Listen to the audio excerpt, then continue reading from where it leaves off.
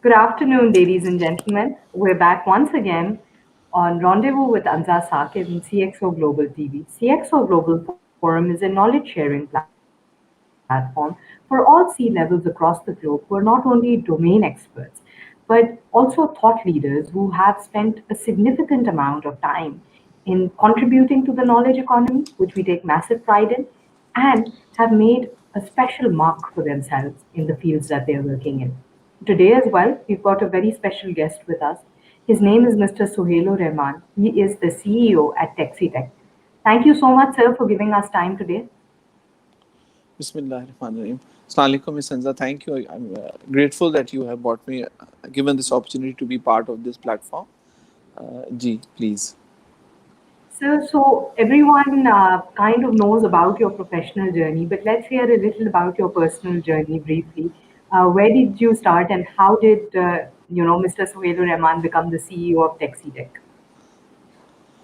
Acha, I started, we the family already had a textile company, and during the early school years, it was already pre-decided the future is business.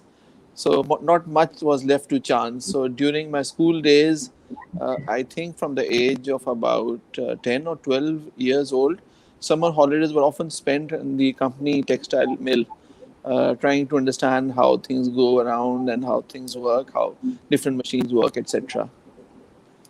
So Right. that's when the journey actually started. Great, sir. And so, it reminds me of that famous saying that some people are born great, some people make themselves great, and some people have greatness thrust upon them. But we all know that you have made some significant contributions to the business, but you also have a lot of experience in some other fields and domains. Would you like to share a bit about that as well? Yes, actually, when I started out professionally after completing my MBA in the textile company, we actually had an issue that we were trying to solve, which was related to textile design. And ultimately, I ended up partnering up with a French organization which sells textile CAD/CAM solutions. Mm-hmm. And we started at that was back in Right. 1995 when we introduced textile software and hardware solutions to the Pakistani industry. So Mm-hmm. that's how Right. I came into the technology part of the business. And from there on, Right. then And we've continued. right, sir. So we've all heard about textiles on their own, but how is technology playing a role in the textile industry? That's something that not many people are aware of. Yes, textile has its own specialization, and technology played a part, as I said, in the CAD or design part when the software took up the designing portion of that industry. Uh, Also, in the production side, again, technology came in when the printing part became digitized and you started getting digital textile printers, which was they started out back in almost 20-25 years ago, and but now are getting pretty common, and you can literally print a textile fabric with a very something very similar to a printer, but it's a huge printer. It's something like about 15 feet by about Wow. 20 feet or about 5 feet high, something like that. Those are huge Sir, so machines. But when we see these lawn prints and these very big brands, they keep talking about there's like a separate collection that says, okay, so these are digital lawn prints. How are they different from the regular prints that are available? They look basically, similar. yes, there are different technologies used in the printing process. The conventional was the screen printing technology, which was then you had higher production version in which the screens were cylindrical in a cylindrical format, and then the PC technology came in, and we converted, or there was a conversion of conventional printers using instead of normal inks, textile dyes, and that was when basically the change was in the head technology that you're able to print with that format of uh, devices. So, Right. and the a normal novice may not be able to tell the difference, because even with conventional printing, you if very good high quality designing is done, you can achieve very nice design results. And similarly with digital printing, something a very basic design would not, you would not be able to see the difference. But a high quality design in which, for example, I don't know how far our viewers are familiar with offset printing and the printing technology, but basically it has to do with that, in which with four basic colors you can create maybe a Yes, thousand colors. CYK, right? Yes, the CMYK, in which you can basically see millions of colors. So it's a Right. combination of using that technology. While textile always has a technology called spot color printing. So you have 8 color prints, 16 color prints, 12 color prints, etc. Right. So from the perspective of a business, and since you're running this kind of a business, does digital printing help you save costs? Is it important for cost cutting, or does it add to revenue? What about those textile owners who are watching us today and who haven't invested in technology right now? Actually, it's when you go into large volume textile printing. Previously, the technologies that were designed were based on being able to produce several 100,000 meters of printed textile fabric a day. And about Wow. 20 years ago, the issue with the digital printing technology was that they were producing at uh, about 2 meters per hour, or let's say a maximum 30, 40 meters in a day. Technology has progressed now, and you have maybe 32 or 64 printing head machines, and they are going up to almost 200 meters per hour and even more. And you're achieving about almost 15, 20,000 meters of fabric per day produced from these printers. One of the issues is uh, in conventional printing, if you have an 8 color print, you have to prepare 8 colors, their films, their screens, and there is a startup cost for each design. So there is a minimum run. You can't print, for example, 20 meters of fabric using conventional technology. While with digital technology, because there is no cost associated with the number of colors, it's so the cost of per meter changes drastically. So the running cost may be very high, but the cost of printing of 1 meter is equal to the cost of printing 5,000 meters. So, Wow. uh, so the difference is, and as fashion has moved and print runs have gotten smaller, textile digital printing has become more common and more feasible. For example, if you want to print 15 colorways or 15 color mixes of one design, on a digital printing, it's very easy. You can change the colorway It's after every, highly let's say, 10 customizable. meters. Yes, Right. on unconventional printing, you could not do that. So it opens up a lot of new possibilities for small print run applications uh, uh, for the whole industry and the whole world. So that's news to us. Thank you so much for sharing that information. So, like literally, so you're saying that if there's a startup and someone wants to design, let's say, custom napkins, and then they can just print those a smaller quantity as well, as opposed to printing 7,000 meters, but Exactly. a quantity of their own brands and their own design according to their specifications, right? So it's become Yes. highly customizable. So, Yes. Exactly. what are the services that your company exactly offers? Like, what exactly do people print? What are your specialties? We are unfortunately out of textiles now. We used to do a lot of textile work. We used to do a lot of textile designing for a commercial basis for many textile companies. Right now, we are limited to just working with a very limited number of textile companies and producing films for the engraving departments, because that is the only department that has been, let's say, technologically was advanced enough to not get obsolete for the last 20 years. Otherwise, we are now totally out of textiles. We are totally into IT and computers and document So, management and what storage, all does etc. Texitech what all does Texitech offer now? We are now totally into hardware. I would say 70 to 80% of our revenues are coming in from hardware, and about 20% are coming in from software. And hardware is basically pure. We are one of the largest partners of Lenovo. We are their platinum and tier one partners, and so our we are now for the last 8, 10 years simple box movers. I would say that we are importing Lenovo and supplying to all our customers for and at that segment of the company. Lovely.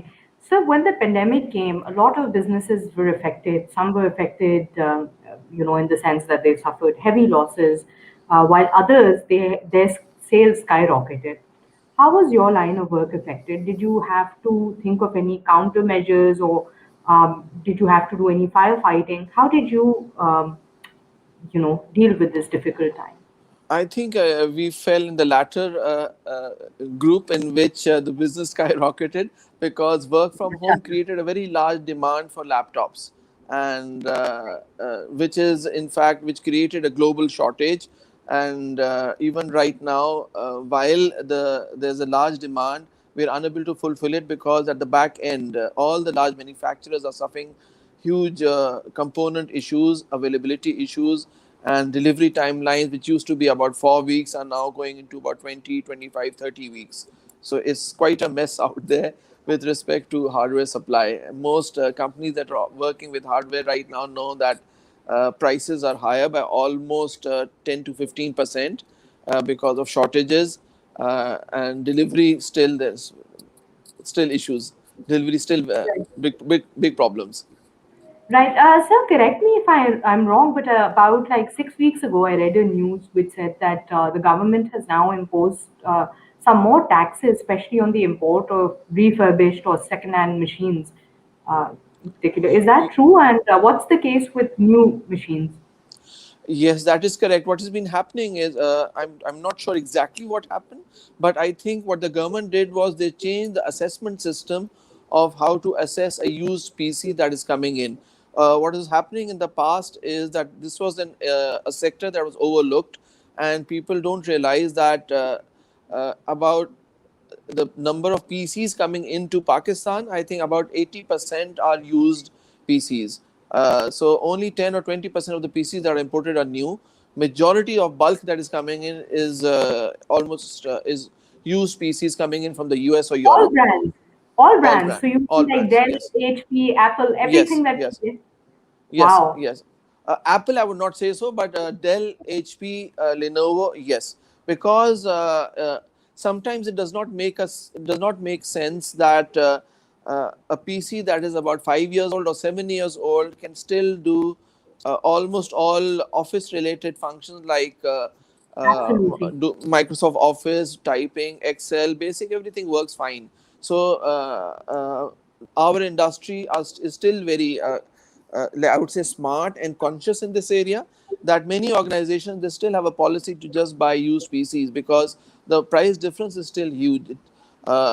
Till about a year ago, before the pandemic or early days, I would say a used PCs was in the range of about 15,000 rupees or so, while a new PC of a similar configuration is almost 80,000 rupees. So this is a huge price difference, and for many organizations with 1,000 plus users, the number is pretty big. So when we like again going back to the pandemic, we know that a lot of businesses, because of the work from home scenario, had to invest in more machines, right? And especially, I'm talking about the education sector as well, which I saw was quite badly, where maybe where there was one multimedia arrangement in a classroom, now you had to give all the teachers devices. Some people had to invest in their own devices. Do you think businesses should have borne the brunt of this cost, or should it have been passed on to employees? What was the right decision at this point in time? I think it varies, but mostly the businesses had to bear the brunt of this cost. An employee would never should not have been asked to buy his own PC to be able to work. So the businesses had to bear this cost. So this is something that was out of their budget, and suddenly they had to acquire this extra hardware with limited availability and increased pricing during this period. Since we're still living under such circumstances, even with the vaccine now, still most offices are, functioning on 50%. What kind of incentives are you offering to business owners right now who want to make bulk purchases with you? Uh, Normally there's no additional special incentive that we're offering, but we always have a standard simple policy to be honest with our customers and not to take advantage of any situation, which is sometimes some organizations do that. They feel it is justified that there is an opportunity to make extra money, they should do so. But anybody who is working for the long run and who is interested in long run in relationships with their customers, you have to be fair. So you cannot do that. You can only offer the best deal always. Right. And so, what makes you different from other providers of hardware?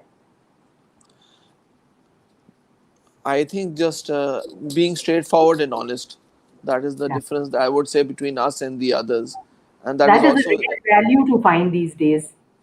yes, that is also one reason why we've grown very fast in the last 4 or 5 years and taken up a large market share, because most business in Pakistan, they plan very short run and they need to make a margin immediately. Our objectives and goals were to be there for the longer run and to have a lower margin ratio and a better service structure.